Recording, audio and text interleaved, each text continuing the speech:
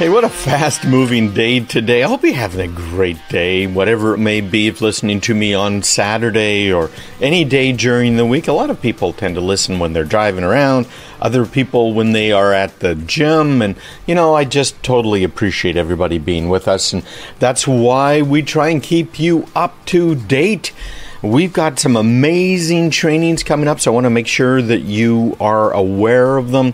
I've been posting and doing a few Facebook Lives, like when I appear on the radio. Some of my segments are showing up now over on Facebook and also on YouTube, both of those live channels.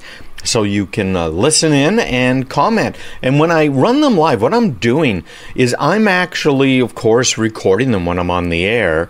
And then later on in the day, I will run them as a live, and I will be live on there. So I usually post articles in there that I'm referring to as I'm on the air, and I'm answering questions from people who might have questions as that air lives. So airs, what is that? Live airs, there we go. And the idea is that, frankly, it's even better in some ways than listening to me on the radio, because now you have the opportunity to interact and get some behind-the-scenes stuff that I just can't share when I'm on the radio. So the best way to find those, well, I have links on my newsletter right at the bottom to my social media channels. And of course, you'll find those easily by just going to craigpeterson.com/subscribe, and you'll see them all right there.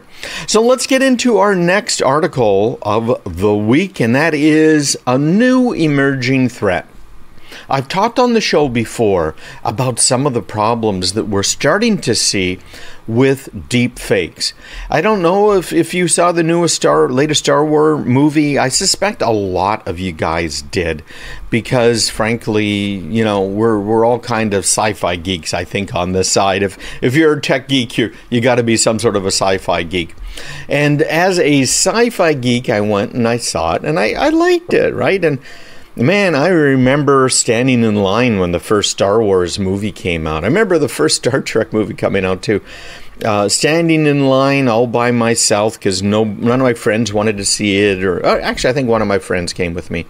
And we saw the original Star Wars movie. It was really, really cool. So this was the end of, a 30-year... Man, has it been that long? When did it come out? So it would have been around 1980, I think. So, man, a 40-year long story arc, which I really enjoyed. I enjoyed it a lot. But in that movie, Carrie Fisher played a fairly major role. You might remember her from the original movies. This was Princess Leia. And Princess Leia, i.e. in this case, Carrie Fisher, was still alive, an older woman, and she died before they even started filming this thing. And so you look at it and you think, well, okay, so maybe what they did is they took some stuff off the cutting room floor from the other movies. Well, wait a minute now, she's older, right? She's an older Carrie Fisher. And so these movies that they had on the cutting room floor, most of them she was pretty darn young, so those wouldn't have worked. And then I realized, wait a minute now, because I saw a couple of little errors in it, really. I said, wait a minute, this is obviously a deep fake. And what they had done is completely computer-generated the character, and it looked like Carrie Fisher, and they computer-generated the voice as well. So it sounded like Carrie Fisher. Well, it was computer-augmented at any rate. This is a huge breakthrough. We've talked about it. What's going to happen when they have our president on television? They're showing a video of him saying that the missiles are flying in 5 minutes. Kind of like Ronald Reagan did, right, during that microphone test back in the day. What's going to happen? How are you going to know if it's legitimate or not? And with more and more money being spent, look at what's happening right now with Bloomberg, who's looking to spend $1 billion on television ads. And where he's been running ads, he's actually been rather successful. So what's going to happen if he starts, I'm not saying that Bloomberg's going to do this, but if some candidate who has plenty of money to spend starts generating fake videos. Now, we already know about a lot of fake stuff, right? Remember Paul Ryan pushing old people off of the cliff in their wheelchairs, right? And that was obviously satire. Some people actually didn't think it was. They thought he would really do that. But, frankly, it's satire, so it is what it is. But what's going to happen when this is now deep fake and it's the norm and we don't know what's what? Well, let's move this to the next level, because we've never talked about this before, and I thought that this was an interesting idea. And this is by Ian Cruxton, and he's over at Dark Reading. But cyber criminals are now starting to use deep fakes. You know what a business email compromise is, I hope, because we've certainly talked about it enough on the show before. And usually what happens is a bad guy goes ahead and does research on a business, finds out who the CEO is, who the CFO is, right? You know the scoop.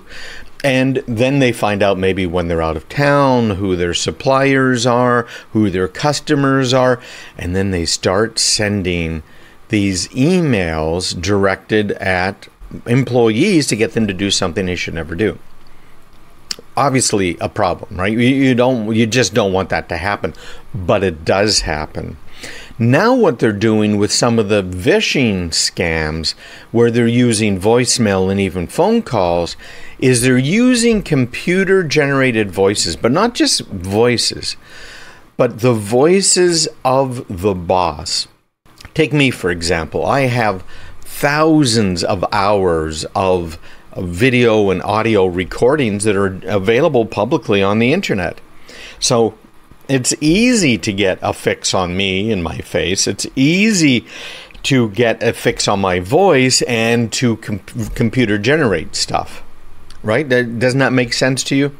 It'd be very, very easy to do all of that stuff in this day and age. So the concern now is that deep fake fraud is going to be hitting us in a bigger way, and it's going to be devastating for businesses. We talked about this next one here last year, but a top executive at an energy company was revealed to have been conned into paying £200,000 by scammers using artificial intelligence to replicate his boss's voice. So this guy answered a telephone call. He believed it to be from the German parent company. The request was for him to transfer funds, which he dutifully sent to what he presumed was his parent company. In the end, the funds were actually being stolen by sophisticated criminals. At the forefront of what I said last year was going to be a frightening new age of deep fake fraud. And that's what Ian is bringing up here again. And I'm glad he is. He's only, how far behind us? Is he 8 months behind us? But this is going to be a very, very big deal. There's an example of a journalist, and you can find these things out on YouTube, who paid $550 to develop his own deep fake. And he took the face of Lieutenant Commander Data from Star Trek Next Generation and put it over Zuckerberg's face. It only took 2 weeks to develop the video. You can find it online very easily. Just search for Lieutenant Commander Data, Mark Zuckerberg deepfake, and you'll find it. So deepfakes are going to thrive in the modern workplace. There's no request. Employees want to do what they're supposed to do. They want to please their bosses. So we need a new era of employee security training, frankly. Deepfake detection challenge was announced by Facebook here recently. There's work going on. There's a lot of work going on. But I want to make sure you guys all tell your coworkers to keep an eye out for deepfakes, because you might think the call's coming from the boss. And it isn't just going to be the boss's phone number showing up on the caller ID now. It's going to be the boss's phone number, and it's going to sound like the boss. And that's where it gets to be a real problem. All right, stick around. When we come back, we're going to talk about how you, as a business and a consumer, are going to have to weather this storm that has happened because of GDPR, CCPA, PDPA, and more. Stick around. We'll be right back.